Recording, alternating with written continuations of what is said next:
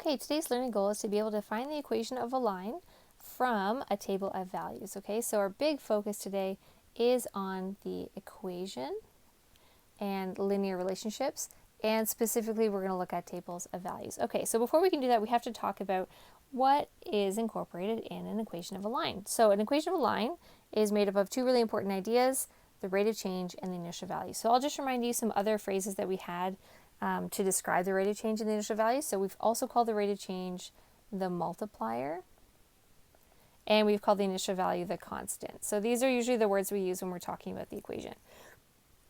Another word for the rate of change is rise over run. We often use that when we're talking about a graph. And another word for an initial value might be the term zero. We've used that quite a lot as well. It's just in general like the starting amount, the amount that you have at the beginning. Okay, so we can express the rate of change and the initial value together in an equation. So in order to be able to do that, let's look at a particular pattern. So here is just a pattern similar to the kinds of patterns that we've looked at before. And here you can see how it's changing. You can see that in position 0, I have these 2 stars. I have those same 2 stars in every position. That is unchanging. That's our constant. Okay, so that goes back to that language that we've had for that. So we can see visually that our constant for this relationship is 2. We can also see that our pattern is changing every position where we're gaining a new group of 3 dots. So in position 1, I have 1 group of 3 dots. In position 2, I have 2 groups of 3 dots. In position 3, I have 3 groups of 3 dots. In position 100, I'll have 100 groups of 3 dots. So we can kind of make that relationship between the position number and the total number of dots. So something I can do is I can represent this information in a table. So let's say that n represents the position number and t represents the total number of shapes in our picture.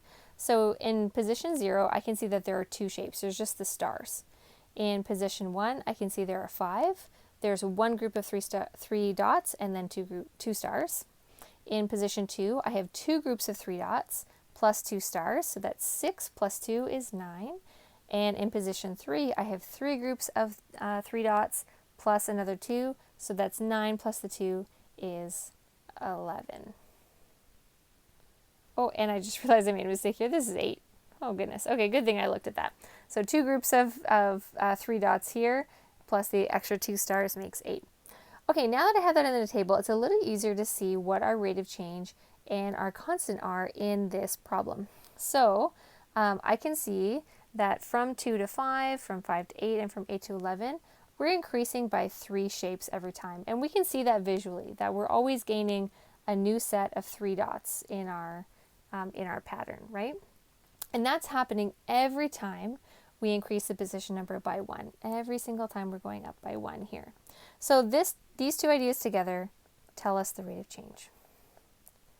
So the rate of change is, in this case, 3 over 1, which is just the same thing as 3. It's telling us that we're gaining 3 shapes every 1 term that we go up by, okay? The next thing that we're going to look at is the initial value. So the initial value is talking about how many stars we have in this situation, because that's the constant part. That part is not changing as we look from one term to the other. So the place where that's most obvious is in position 0. So we can see in position 0 we have 2 shapes there. Okay, we have just the 2 stars. So that means that our initial value is 2. So now the last piece is all we have to do is we have to assemble those ideas together. So we said that n is the position number. If we took the position number and we multiplied it by 3, because 3 is our rate of change, every new position means we have a new group of 3, so that means that we're multiplying. And then we just add on those 2 stars, then together that will give us the total number of shapes. Okay, so we have this equation t equals 3n plus 2. Perfect. We also, I just have to note that the equation doesn't have to be written in this order. I could write the exact same equation this way. I could write 3n plus 2 is equal to t. I also don't have to have the 3n first. My equation could be 2 plus 3n equals t, or my equation could be 3n plus 2 equals t like this. Okay, so these are all different ways. Oh, sorry, I already have that one. I also could write this equation as t equals 2 plus 3n. That's what I meant to say. Okay, so we have really 4 different ways of writing this equation. They all look different, but they all mean the same thing. Okay, so that equation can be written in any order as long as the rate of change, which is in green, is always the multiplier. It's always being multiplied by n. Okay, in all of these, we can see that 3 is being multiplied by n, 3 is being multiplied by n. And we can see that the constant is always just the term that's just being tacked on at the end, okay? It's not the multiplier. We're just tacking that number on without multiplying it by the term number.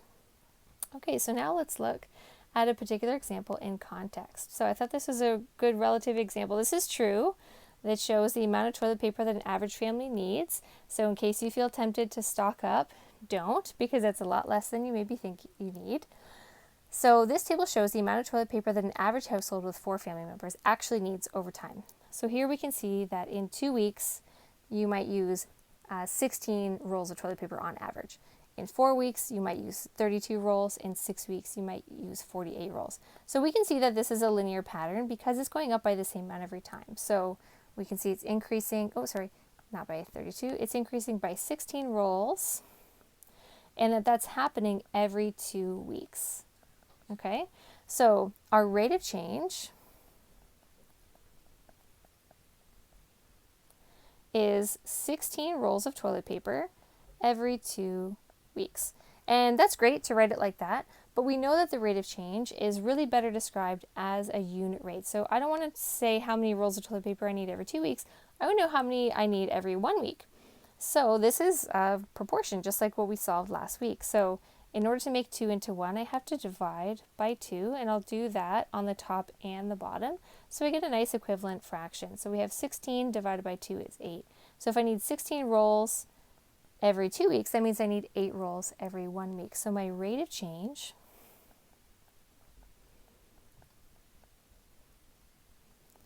is 8, okay? And that means 8 rolls a week is what I need. Now the other big concept that we need is the initial value. So the initial value means I need to figure out for 0 weeks how many rolls of toilet paper we need. So there are a couple different ways I can do this. One way is to just carry this pattern back. So I can see that 0 weeks would be 2 weeks before that. So 2 more weeks from 0 would bring me to that 2. So that means that I need to go back by the amount that I need for 2 weeks. So that means I'm just going to take this back another 16 like this. So that would actually be at 0. And that makes sense because that means that for 0 weeks, you would need 0 rolls of toilet paper. Totally makes sense. So our initial value is 0. Now this is really easy to do the task that we're being asked to do, which is find the equation of the line for the situation, because we know that the rate of change is 8 and we know that the initial value is 0. So let's say in our equation, the number of rolls of toilet paper, we're going to call this R, and the number of weeks, we're going to call this W. Okay, so my equation is going to be this. R equals the rate of change, which is 8, times the number of weeks, and then plus my initial value, which in this case is 0. I don't really have to put the plus 0 though. I could just put R equals 8W. It means the same thing. So this is my final equation that represents this problem. Okay, let's look at another example. So in example 2, it says, Suja has decided to take up jogging while she's social distancing. She walked to the park trail and then started her stopwatch and began jogging at a constant rate. The table shows her total distance traveled in meters over time in seconds. So here we can see at 15 seconds, she's traveled 41 meters. At 26 seconds, she's traveled 65.2 meters, and so on. Okay, so we just have a few data points to work with. This equation, or this question, is asking us to find the equation of the line that describes her trip. So that means we need 2 things. We need to know the rate of change, and we need to know the initial value. These are always our guiding principles whenever we're really talking about our linear relationship. So to find the rate of change, I have to figure out how much is her distance changing over how much time. Okay, so I'm going to use my calculator for that. I can see that 65.2 minus 41 is 24.2. I can see that her distance is increasing by 24.2 meters over the span of how much time? Well, let's find that out. So from 15 to 26, how much space is that? So to find that, I subtract 26 minus 15. I get 11 seconds. Okay, so that means that our rate of change is 24.2 meters every 11 seconds. And that's awesome, except that we don't often describe our speed for every 11 seconds. We want to know how much is that speed every 1 second. So I need a unit rate. So that means I need to create an equivalent fraction like we've talked about last week. So 11 divided by 11 would be 1. So I'm going to divide the numerator by 11 as well. So 24.2 divided by 11 is 2.2. That means that the rate of change is 2.2 meters per second. That's our rate of change. Awesome. Okay, the next thing that we need is our initial value. This means we need to know at position 0 how many meters is here. Okay, so this one is a little bit tricky. We could do what we did last time where we try to figure out, okay, if we have to go back 15 seconds, then we need to find out the amount for 15 seconds, and then that's how much we'd have to go back by from 41. We can totally do that. I'm just going to show you a different way since last week we talked about solving an equation. So far, we know in our equation that it would look something like this. We have, I'm going to move this initial value down here. We have that, let's say that the distance traveled is d, and that the time since the stopwatch started is going to be t.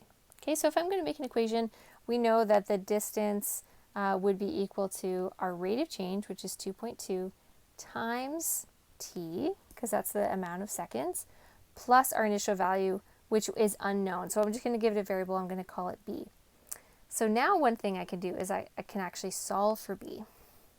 So I can do that by looking at my table and picking a point. So I can pick really any point, but I'm going to pick this first point just because it's nice and easy. The numbers are nice and small. And I'm going to plug that in. This is telling me that 15 is a value for t. So I'm going to plug that in where the time was. And 41 is a value for d. So I'm going to plug that in where the d was. And I'm going to put in the rest of my equation. Now I hope that this looks familiar to you. This is just like the equations that we looked at last week, where we are trying to undo the equation in order to figure out what b is, okay? That unknown value that's not by itself in its equation.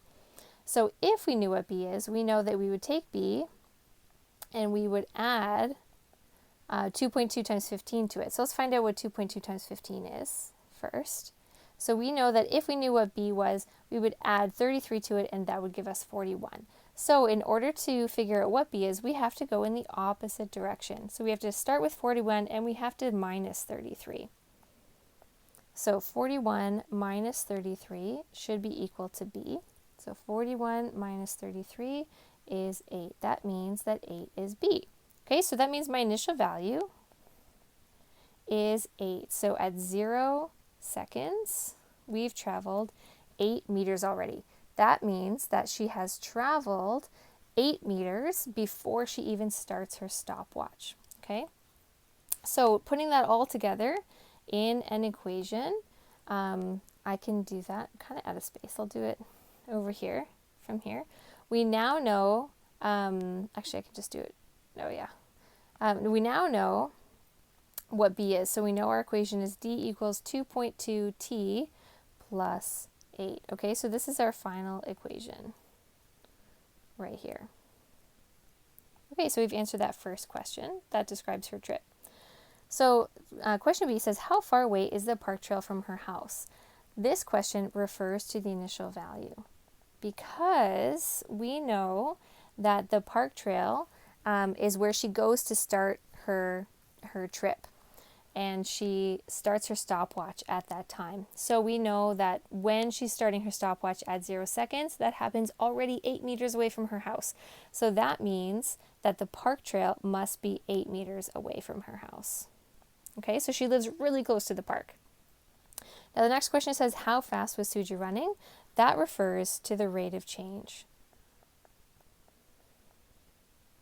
So in this situation, we can see that she was running 2.2 meters every second. Awesome. Okay, let's look at one more example. Freddie has a bunch of movies on his list on Netflix that he and his family watch together. The table shows the number of movies he has remaining on his list over the days that he and his family are in quarantine together at home. So here we can see that 6 days into quarantine, he had 12 movies on his list, and 22 days into quarantine, they only had 4 movies left on Freddie's list. Okay, so the first question asks us to identify the rate of change and then to interpret what that means in this situation. So just like always, I'm going to start by seeing how much are my output values changing over how much my input values are changing. So how much is the number of movies changing over the number of days? So here we can see that the number of movies is going down because as he's watching movies on his list, he's removing them from the list. So from 12 down to 4, that means I have a difference of -8. I'm going down by 8 from 12 to 4. So whenever in math we're trying to show that a value is decreasing, we do that with a negative. Now, from day 6 to day 22, the amount of days is increasing, so I have to figure out by how much that is. So 22 minus 6 is 16. So I can see that over the span of 16 days, they have watched 8 movies. Okay, so I can write that this way. So 8 movies are going off of his list over the span of 16 days. So that's great, but again, I always want to express my rate of change as a unit rate. So how many movies are they watching every one day? So I'm going to create an equivalent fraction just like before. I'm going to divide by 16 on the bottom to get from 16 to 1. So I'll have to divide by 16 on the top to make an equivalent fraction. So -8, I can do that on here, -8 divided by 16, you can see is -0.5. Okay, so this means that they're watching half a movie every day, which is probably not really happening. Probably what's happening is they're watching not half a movie every one day, but they're watching one movie every 2 days, okay? So sometimes it is kind of helpful to use a fraction, but just to be consistent, we're always just going to write our rate of change as a unit rate. So 0.5 movies every day, so as if they were going to watch half a movie a day. Okay, the next question is, what's the initial value? So again, that is at term 0. So we want to figure out how many movies are in term 0. So we can either take our pattern going backward and figure out what value belongs here, or we can do what we did last time and we can start building our equation and then sub in a value. So just to switch it up, this time let's just carry our pattern backward. So if we're going 0.5 movies every one day, I know to go back from day 6 to day 0, I have to go back 6 days, right? So I need that to be 6. So I need to know how many movies am I watching in 6 days. So we can see that this equivalent fraction is requiring me to multiply by 6 on the top and the bottom. And -0.5 times 6 is -3. Okay, so I can see that I would watch 3 movies off this list over the span of 6 days. So that means 6 days back, I had 3 more movies in that place. Okay, so that means that there must have been 15 movies as my initial value. Okay, so if the initial value is 15, what does that mean in this situation? Well, that means that at day 0 in quarantine, there were 15 movies on that list. So that means Freddie must have had 15 movies on his list in the first place.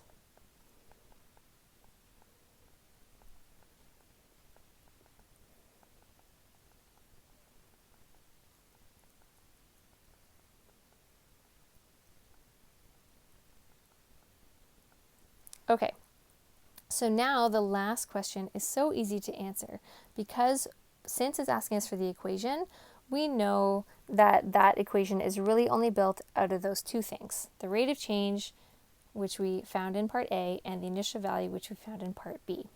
So all I need to do is decide on variables to represent everything. So let's say that this represents, or that M represents the number of movies, and that D represents the number of days. Okay, so I'm going to come up with an equation for that. So M is equal to my rate of change, which is -0.5, times my independent variable, which is d, times the number of days. And then I'm going to add my constant, which in this case is 15. Okay, so there's my equation for this situation. M equals negative 0.5d plus 15. Notice that you could also write that like this. M equals 15 minus 0.5d. And again, to write it in another different way, we could write it like this. 15 minus 1 over 2d. So writing it this last way kind of shows that we're watching one movie every 2 days probably. So it's another way to express that rate of change.